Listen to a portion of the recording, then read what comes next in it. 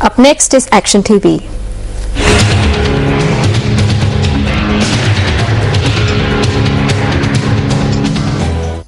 This announcement issued by the Ampara Divisional Secretary on the 14th of this month to a woman residing on a plot of state land adjacent to the premises of D.S. Senanayake College, Ampara, was issued in accordance with provisions for the acquisition of state lands in the Land Acquisitions Act. If persons residing on such lands fail to vacate the premises within 30 days of receiving this announcement, then it is the duty of the Divisional Secretary to make submissions to court. The persons making use of this land also have the opportunity to go to court and state their grievances, if any, within this 30-day time frame. This woman possesses enough information to make submissions to court within the 30-day time frame regarding the use of the land. Letters addressed 7 years ago by the then Ampara Divisional Secretary affirms the woman's case. In his notification issued on the 14th of this month, the Divisional Secretary of Ampara informs this woman not to undertake any development on this land against the backdrop that the woman has been residing here since 1966, has cultivated the land and even built a house on it. As per the request in 2006 of the then Divisional Secretary, a government surveyor prepared a python of the land and laid boundary stones, while the woman was given a number for the plot of land. Against this backdrop, this was the situation that unfolded before the Action TV camera on the 18th of this month. It is my right. We spoke about this when you came and started measuring the land. I came here to look into the problem.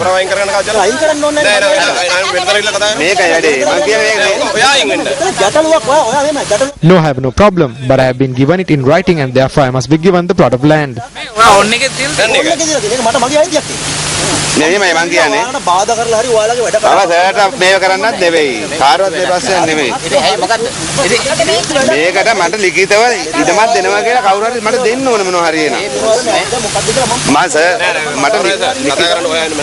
This plot of land was bulldozed without any written notification being made under the command and supervision of the acting principal of D.S. Senanayake College, Ampara. They bulldozed the land and they even brought the police with them. When trees that were on this land have been chopped down and taken away, the Ampara police, instead of enforcing the law, have treated this as a land issue and have transferred the responsibility of resolving it to the Divisional Secretary through a letter. As per the act pertaining to the acquisition of state lands, even the Divisional Secretary cannot intervene in this manner without giving sufficient notice and without the approval of court. Against this backdrop, can the disregard of the police towards the illegal act carried out by the acting principal be endorsed? Senior DIG of Police for the Eastern Province, this is over to you.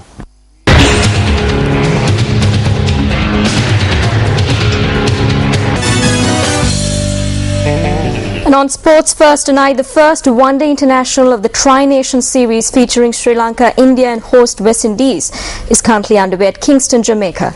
The first game is played between Sri Lanka and the West Indies. Home team skipper Dwayne Bravo won the toss and elected to field first. Sri Lankan South Upul Tharanga and Mahilaja Wardena opened the innings for the visitors.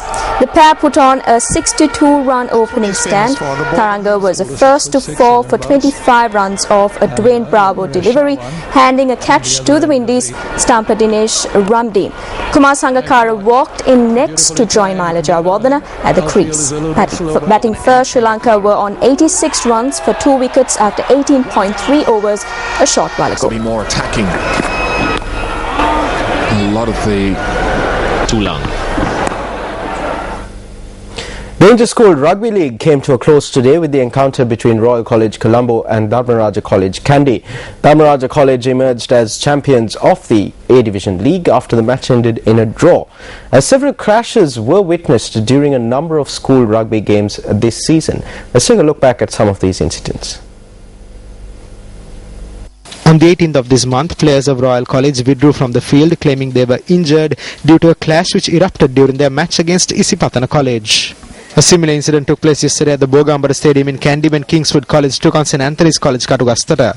Several players were hospitalized due to a clash which erupted between the teams during the second half of the game. What is the reason for such clashes during school rugby matches? I think the biggest problem here is schoolboys who are playing rugby and any other sport must understand why they are doing it. They must understand that it is not for the temporary glory that they get when they win that they should play for it. They should take the sport, they should do sports as a training for life, so that when they go out into society, the training that they had in sports helps them to get on well with other people, to have fitness, to have endurance and to take up defeat and victory in the same spirit. This is what is important. But now I think they are doing this with the wrong intentions and wrong ideas. And I think now there is a problem with discipline. So there must be very strict punishment. Why is sports important to this society? It is to build a good personality. Good qualities cannot be bought. It should be developed by one. Sports is the only way to do it, for kids to build themselves physically and mentally with patience and teamwork. Personality builds with these, giving the final product for this society. This is the manner in which a lot of countries develop and move forward. But in our country it is different, because we are preparing to set aside the educational importance of a sport and do it for commercial values. Using sports you can teach what is right as well as what is wrong. That's how sports are. Violence is not part of sports. Now,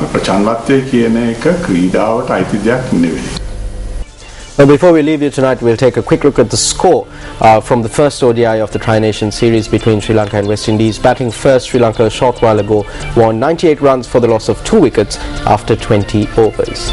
With that, we wrap up Primetime News. You're with me, Stephanie Lazarus. And I'm Nadim Majid. Good night and good luck.